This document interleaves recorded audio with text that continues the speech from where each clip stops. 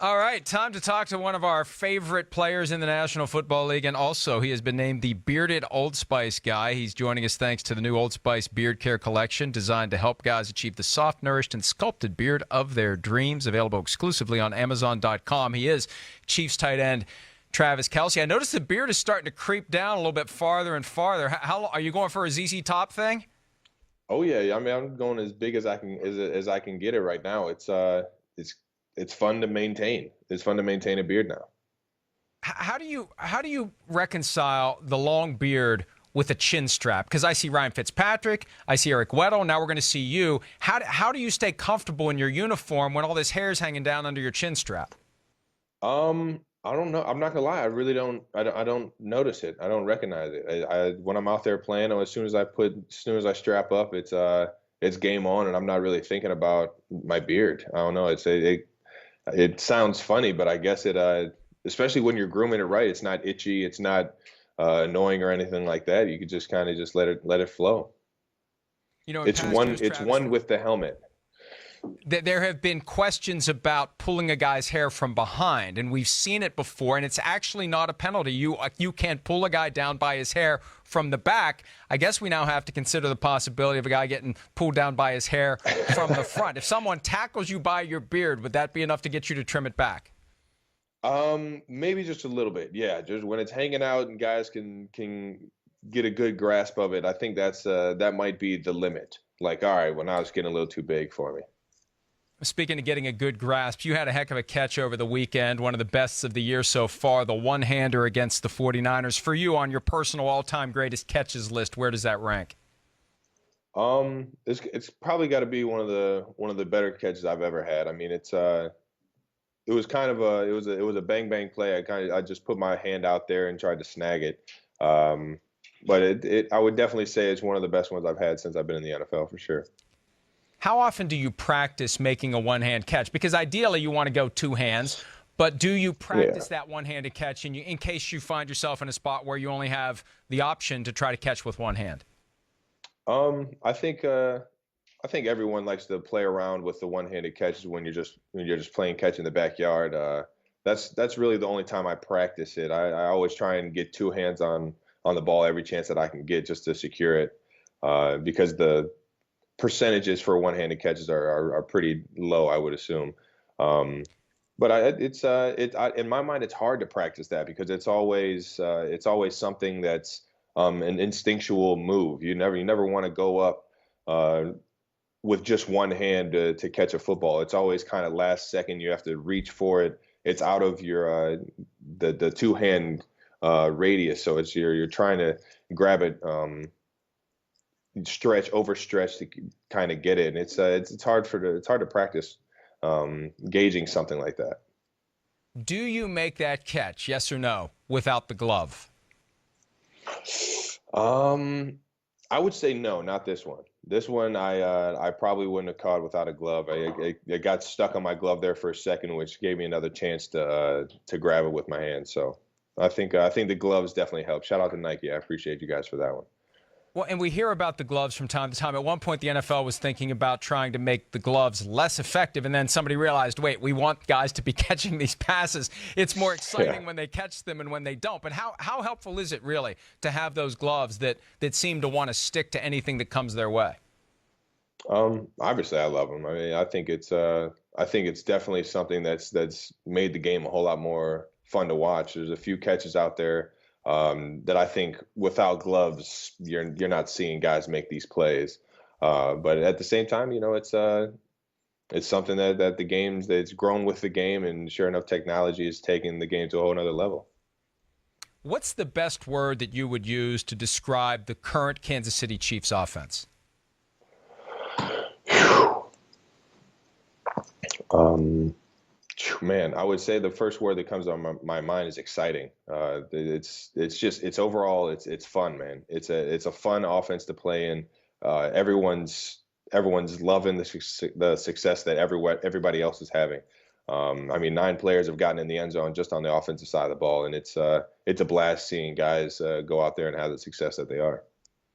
There was some sound that was captured week 2 at Pittsburgh. Tyreek Hill and Chris Conley on the sidelines talking about how much easier the offense is this year with offensive coordinator Eric Bieniemy. And from an outsider's perspective, wait, it's still Andy Reid's offense. How much, though, has the offense changed with Matt Nagy being now the head coach of the Bears and Eric Bieniemy taking over as the offensive coordinator? I think the biggest difference is the mentality. Coach Bieniemy brings a fierce, aggressive mentality to the offense, kind of a gritty, punch you in the mouth type of mindset, and I think that has rubbed off on everybody. From Pat throwing the ball aggressively downfield, the play calling is a little bit more aggressive, and sure enough, everybody getting the ball has been a kind of a north runner. There's not too much running sideways. It's everybody's getting downhill, trying to finish the plays in the end zone. You know, you were with us last year when Patrick Mahomes was the backup to Alex Smith, and you mentioned that Patrick Mahomes is doing some incredible things in practice. We didn't get a chance to see any of it until Week 17 last year. We've seen it in dramatic ways the first 3 weeks of the regular season. What growth have you seen in him from last year to this year that makes these performances, to you, not a surprise? Just his confidence. You could see his confidence grow from the preseason last year to the preseason this year. How he goes about the play calling. We understand as a unit where Coach Reid and Coach Bieniemy want these plays, where the success is of these plays and why he's calling them, the intentions of the play caller. And it's just overall fun experience knowing that, you know, we have so many guys that can make plays on the offense. It's definitely something that we're excited to see where this thing can go. Pat told me a story back in August about playing T-ball when he was a kid, and he broke a kid's glasses throwing it from short to first, so the rules were changed that he had to roll the ball to first base. Have there been any complaints, practice or in games, from you or any of your teammates that, hey, Pat, take a little bit off of that. You don't need to zip it quite as hard as you are? No, we're letting Pat do his things. We'll adjust to him. You got to let the quarterback be as comfortable as he needs to be back there in the pocket, and however he wants to get that ball to us, we got to be ready for it. Is this the most talented team you've been on so far? Without a doubt. Without a doubt. I mean, there's not a thought in my mind that goes by that this is the best team in terms of talent, especially on the offensive side of the ball.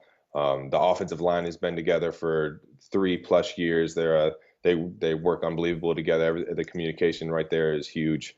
On top of that, I mean, the skill set that we have is through the roof. I mean, we got, in my mind, the fastest offense in the league with Tyreek and Sammy, Chris Conley, Demarcus Robinson. I mean, the list goes on. DeAnthony Thomas.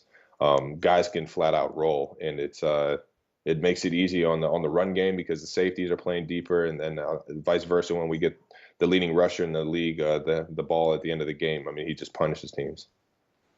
Last year, 5-0 start became 6-6. It still worked out with the division title. But this year, at 3-0, how do you guard against a repeat of last year where the team hit that pothole in the middle of the season? I think the biggest thing is keeping the mentality, the aggressive mentality, the mentality of we can't be stopped. We're out here to kind of, you know, smell blood. We put our foots on guys' necks when we can, and go out there and just will our way into victories. I think last year it got a little shaky towards the end of games. You know, finishing drives with 7 on the offensive side, and defensively stopping guys from getting 7 points. Maybe getting them to only have 3 points once it gets down in the red zone. You know, it's a overall mentality of finishing games, finishing drives, finishing plays for the guys next year. Has your brother, Jason Kelce, the Eagles center, has he put on his Super Bowl ring and like waved it around in your face and taunted you with it yet? He has not. The only ring he's waved around in front of me is his wedding ring. That's the only one. I haven't seen the Super Bowl ring up close yet. Why haven't you not seen it? Don't you want to see it? Don't you want to get your hands on it? I'll get my hands on my own. I think I was in tears and of joy for him when he finally got one last year. For a guy to start off as a walk-on linebacker at the University of Cincinnati to get to the peak of the mountain, and that's to win a Super Bowl in the NFL. I think his career is been motivational to not only myself but a lot of people in this world. And I think it's cool to see. How much does the fact that he's gotten his ring, Travis, how much does that motivate you day in and day out to do everything you need to do, studying film, hydrating, diet, working out, all the things that maybe you'd be tempted to say, I don't need to do this today, but how much more locked in are you as a result of the motivation that comes from seeing your brother get a Super Bowl ring? It definitely weighs in for sure, and it makes me just a little bit more competitive. But I promise you, man, I've been trying to live the right way and do this thing the right way since I've gotten here. Just because I've been hungry to get that ring ever since I've got to the NFL. Have you allowed yourself to consider what kind of a suit you would wear to the parade to one up your brother and the contraption that he had on? Not at all. I just want to get there first. I'll worry about the parade when we win one. Next place you're getting to is Denver on Monday night. Any special preparation that you do going to play at altitude in that environment against one of your top rivals? Just a mindset. Know that it's going to get a little uncomfortable. You're going to get tired, and there's no dancing around that. It's Mile High for a reason, and it's one of the hardest places to play in the NFL because of the atmosphere, but two, they're always out to swing on you, man. They throw one of the best punches in the NFL, especially on defense. Their defense is always top tier in the league. So we know we got our hands full every single time we play a divisional rivalry, especially against the Denver Broncos. You know, when the offense is clicking the way it is and there's big plays and there's still only one football, how hard is it to keep everyone happy with the reps they get, the touches they get, and the opportunities they get to score points and add big yardage? I think it's easy when you're winning. It can get a little shaky when you're not winning. I remember going through it last year, the 5 losses, man. It was tough. It was tough to kind of keep the spirits high on the team.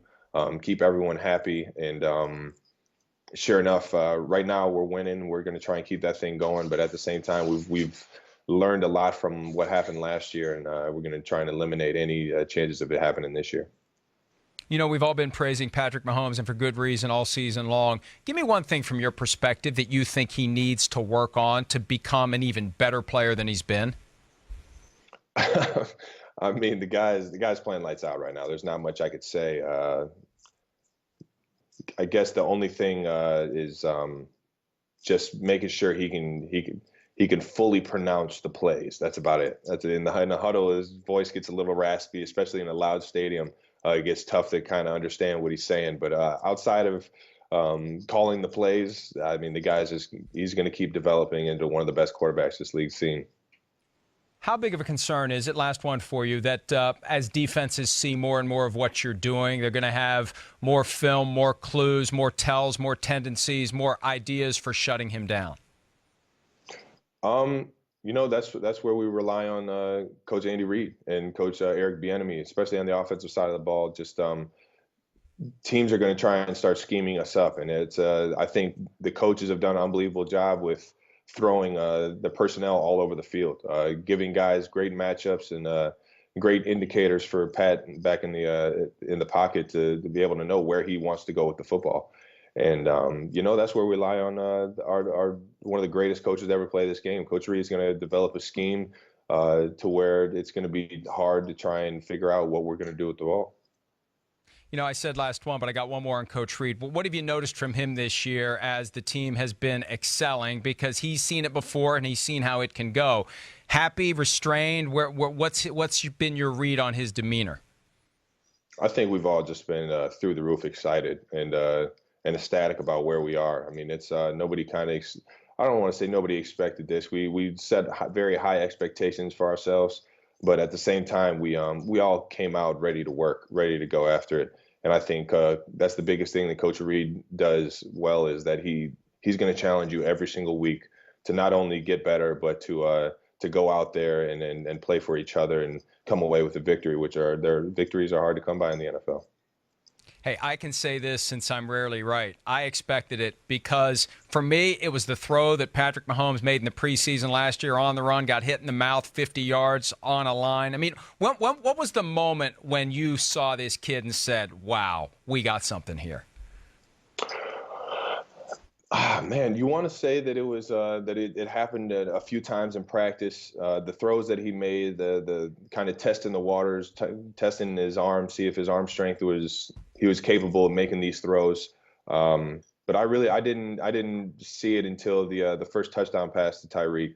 I mean, it was a run pass option. He pulled it out of Kareem Hunt's hands, and he just threw a dart to Tyreek Hill, and Tyreek Hill did what Tyreek Hill does best, and that's take it to the house. But it's just to see him recognize the defense, make a read, get the ball out quick, and in a window that was very tight. I think that was the point in time where I was like, all right, it's the real deal. All the talking's over, all the hope and the expectations are over. This dude's the real deal, and we're gonna have our hands full trying to go out there and make plays for him. Well, Travis, it's been fun to watch. We thank you for some of your time. He's the bearded Old Spice guy. Check everything out about the new Old Spice beard care collection at Amazon.com. Travis, look forward to talking to you again soon. I appreciate you for having us.